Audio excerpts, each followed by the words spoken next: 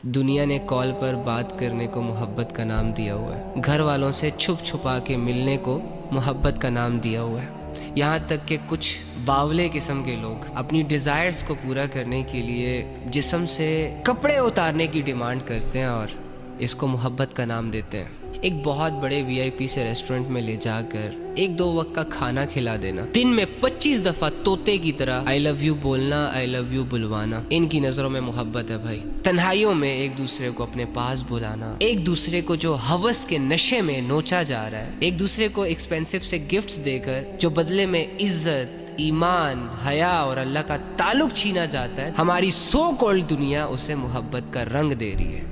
محبت کرنے کے لیے اس دنیا میں ایگزسٹ ہونا بھی ضروری نہیں ہے، محبت تو چہرہ بھی نہیں دیکھتی۔ مجھے بتاؤ کہ نبی صلی اللہ علیہ وآلہ وسلم کو تم سے محبت تھی کہ نہیں؟ تو آپ سب کہیں گے ہاں، نبی علیہ السلام کو ہم سے محبت تھی، لیکن تب تو نبی علیہ السلام ہمیں جانتے تک نہیں تھے، ہم تو اس دنیا میں آئے ہی نہیں تھے۔ تو پھر کیوں ایک شخص امت کی محبت میں راتوں کو اللہ کے سامنے رویا کرتا تھا؟ یعنی اس چیز سے یہ ثابت ہوتا ہے کہ محبت وجہ بنتی ہے انسان کو اللہ کے عذاب سے بچانے کی۔ ہماری ساری محبتیں جو آج کل دنیا میں سوشل میڈیا پر چل رہی ہیں، یہ محبتیں تو ہمیں جہنم کا مستحق بنا رہی ہے، ہمارے گناہوں میں اضافہ کر رہی ہے۔ سیدھے راستے پر لانے کے بجائے جو لوگ سیدھے راستے پر ہوتے ہیں ان کو بھی بگاڑ رہی ہے۔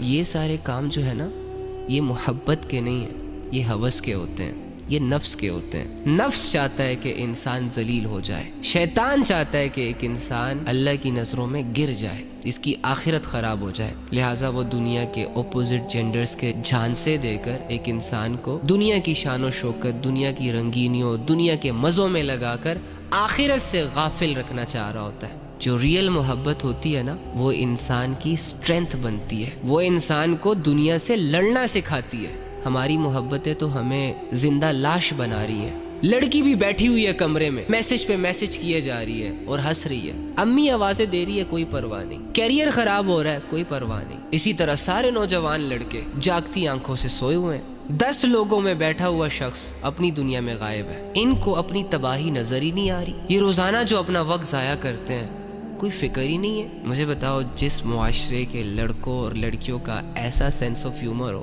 اس معاشرے نے کیا ترقی کرنی ہے، دنیا میں یا آخرت میں؟ جو اصل محبت ہوتی ہے نا، وہ گھر کی چار دیواری پرووائڈ کرتی ہے، وہ ایک دوسرے کی عزت سکھاتی ہے، وہ مرد پر بھی ذمہ داریاں ڈالتی ہے اور عورت کو بھی ذمہ دار بناتی ہے۔ لیکن یہ جو محبت کے نام پہ نفس اور ہوس کے تماشے چل رہے ہیں نا، ان تماشوں میں انسان اپنے جسم سے کپڑے تک اتار دیتا ہے اور اس کو پتہ تک نہیں چلتا، اپنی حیا کے سودے کر لیتا ہے، اللہ رب العزت کی لمٹس کو کراس کر لیتا ہے، اپنی آخرت کو تباہ و برباد کر کے چھوڑ دیتا ہے، یہاں تک کہ مرنے کے بالکل قریب ہو جاتا ہے لیکن ریئلائز نہیں ہوتا۔